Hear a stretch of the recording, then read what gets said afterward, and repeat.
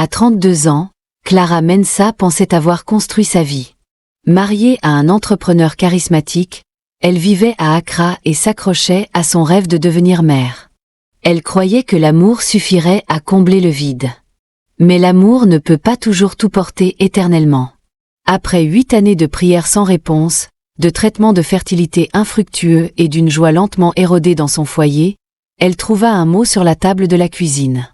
C'était bref, presque indifférent. « Je n'en peux plus.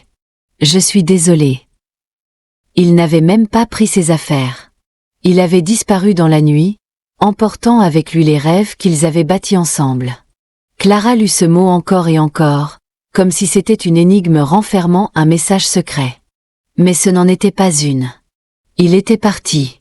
Et avec lui, son identité s'était effilochée, tendue au point de rupture. Pendant des jours, elle erra dans un silence profond, hantée par les échos de rire qui, autrefois, emplissaient sa maison. Ses amis s'éloignaient, sa famille chuchotait dans son dos, et elle voyait la pitié dans chaque regard posé sur elle. Mais Clara n'était pas faite pour la pitié. Quelque part, sous ce chagrin pesant, une faible lueur persistait. Fragile, mais déterminée à ne pas s'éteindre. Elle se força à sortir du lit et commença à faire du bénévolat dans un centre pour enfants à Ashangman. Ce n'était pas grand-chose, mais cela lui redonnait un semblant de vie. Un après-midi poussiéreux, tout bascula. 5 petites filles étaient blotties dans un coin, leurs têtes serrées comme celles de Canton. Leurs parents étaient morts dans l'explosion d'un pipeline dans leur village. C'était un accident tragique, et personne ne voulait les accueillir. Elles viennent ensemble, expliqua l'assistante sociale en haussant les épaules. C'est trop pour la plupart des gens. Mais lorsque Clara les regarda, elle ne vit pas un fardeau. Elle se vit, elle-même, blessée, abandonnée, rejetée. Derrière son propre cœur fissuré, quelque chose s'éveilla. Cette nuit-là, elle ne put pas dormir. Les visages de ces petites filles la hantaient. La plus jeune s'accrochait à un ours en peluche déchiré comme si sa vie en dépendait.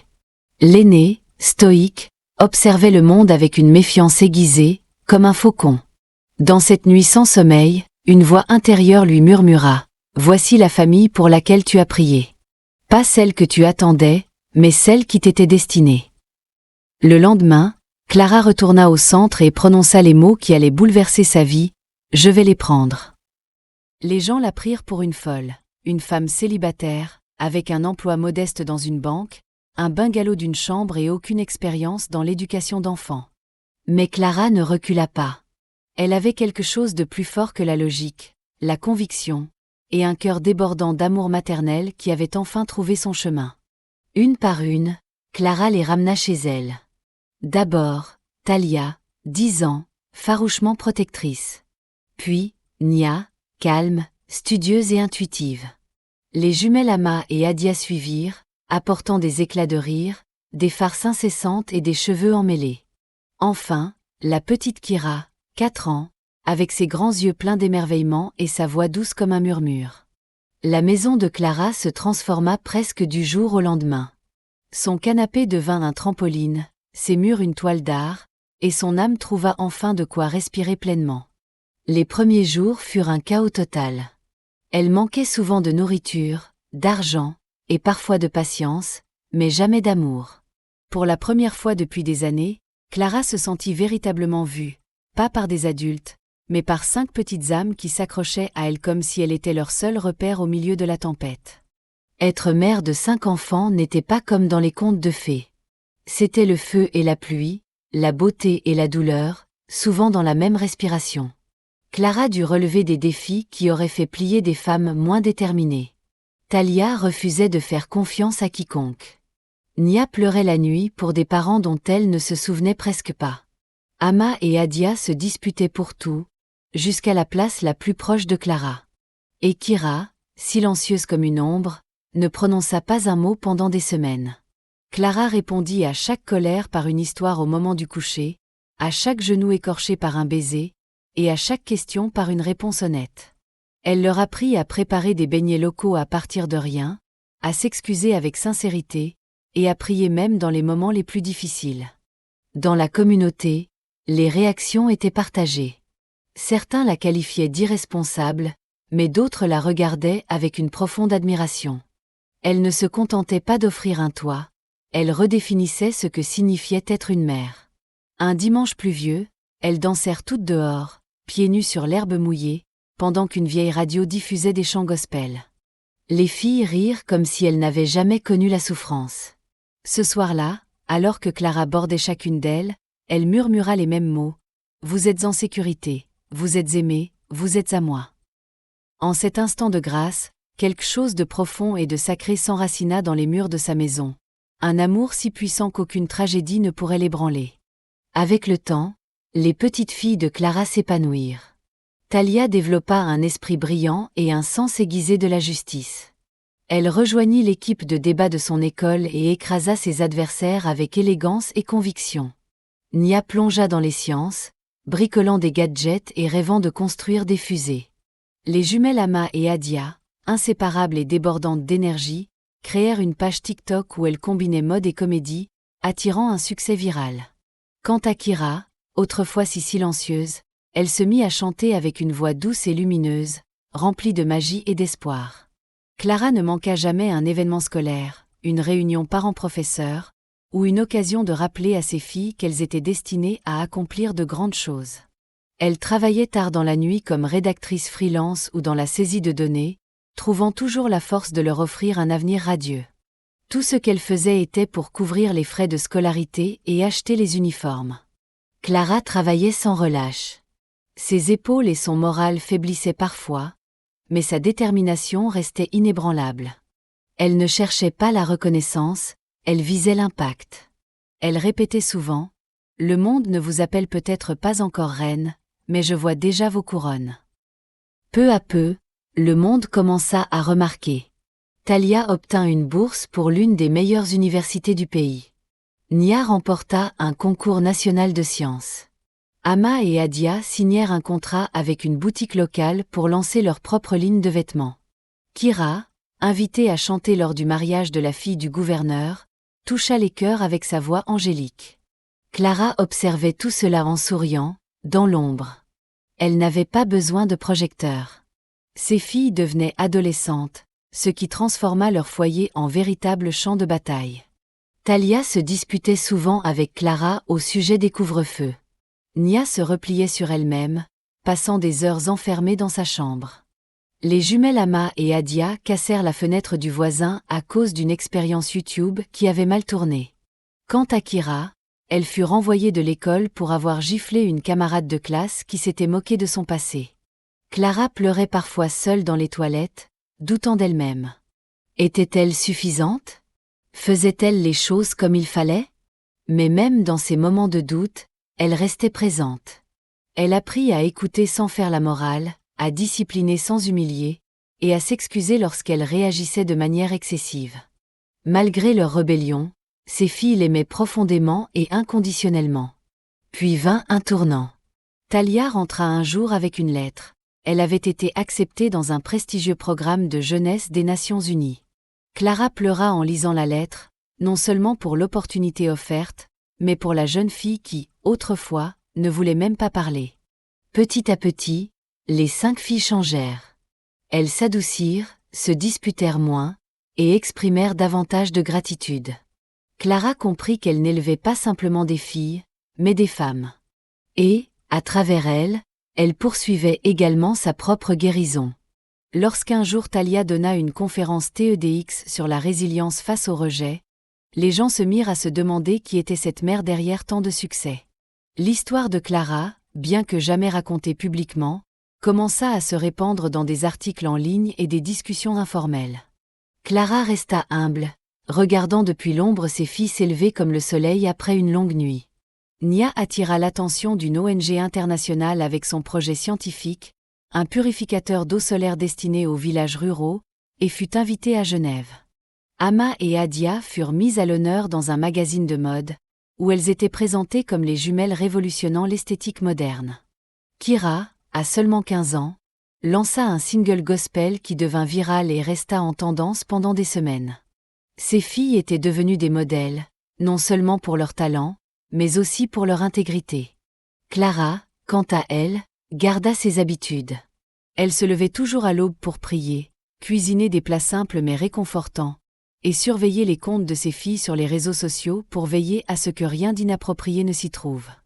Un jour, une photo spontanée de Clara assise avec ses 5 filles lors d'une distribution de nourriture fit sensation en ligne. La légende disait « Voici à quoi ressemble la royauté, la mère des reines ». Clara fut stupéfaite de voir sa photo partagée par des milliers de personnes.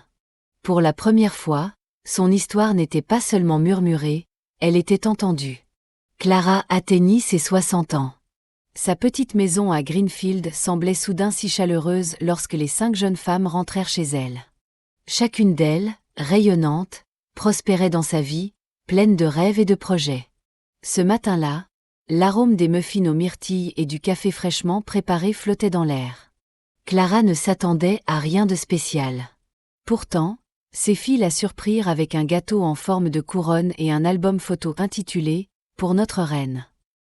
Puis Talia s'avança avec un cadeau, une clé en argent accrochée à un ruban. Clara regarda la clé avec confusion. Les filles la prirent par la main et l'emmenèrent dehors, où une grande camionnette l'attendait. À l'intérieur, des photos d'une maison fraîchement construite, de larges vérandas, un jardin verdoyant et des pièces spacieuses, prêtes à accueillir toute leur famille. « Nous l'avons construite pour toi. » Nia murmura. « Elle est à toi. » Clara sentit ses genoux fléchir sous l'émotion.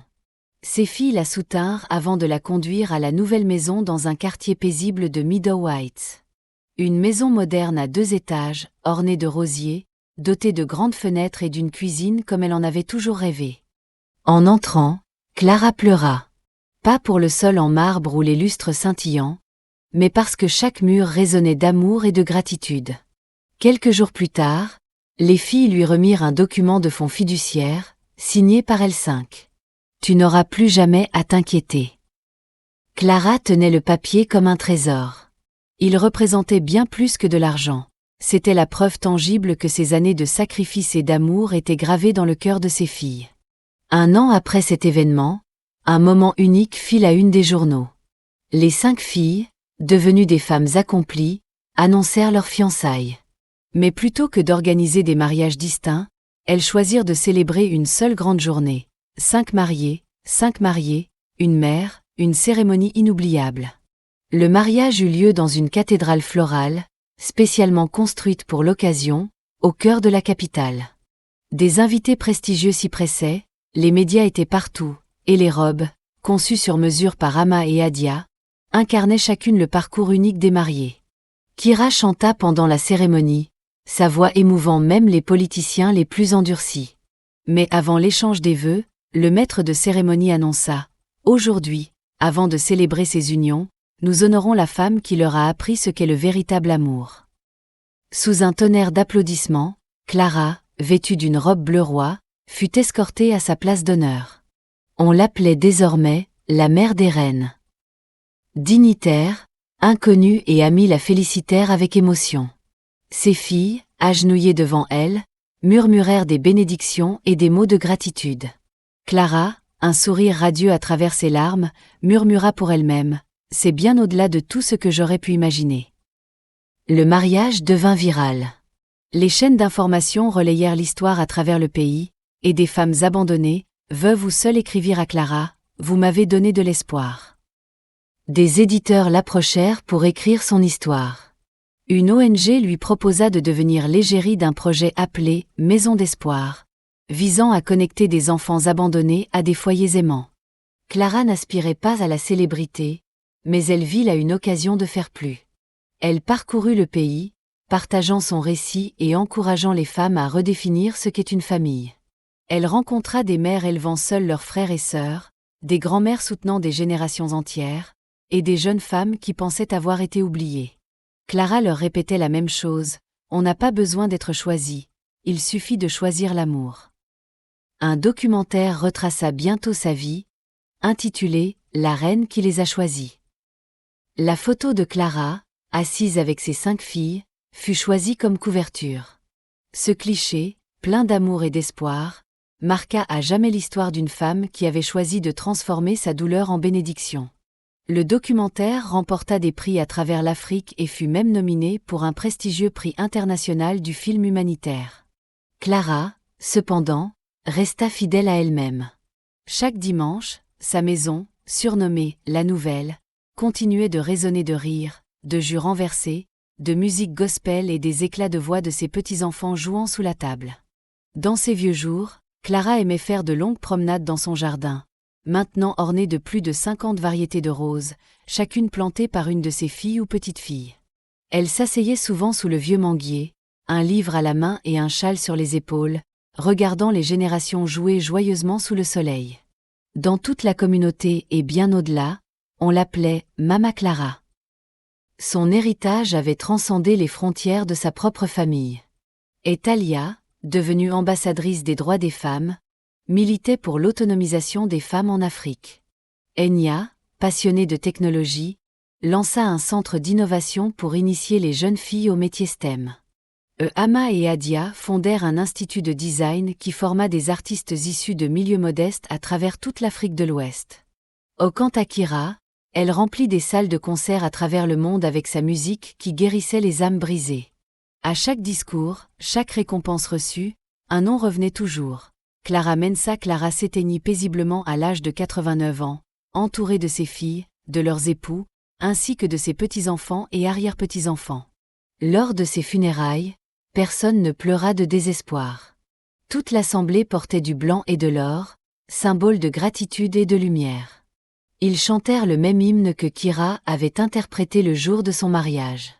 Sur sa pierre tombale étaient gravés ces mots: « Elle a élevé des reines, bâti des nations et choisi l'amour. » Le monde était meilleur parce qu'un jour, Clara avait osé dire oui. Ainsi se termina l'histoire d'une femme abandonnée et au cœur brisé, transformée en une légende dont l'héritage inspire des générations. L'histoire de Clara nous rappelle que, même dans les moments de désespoir, un simple acte de courage et d'amour peut transformer non seulement une vie, mais aussi des générations entières. Ce récit est un témoignage de résilience, de foi et de la puissance des choix que nous faisons face à l'adversité.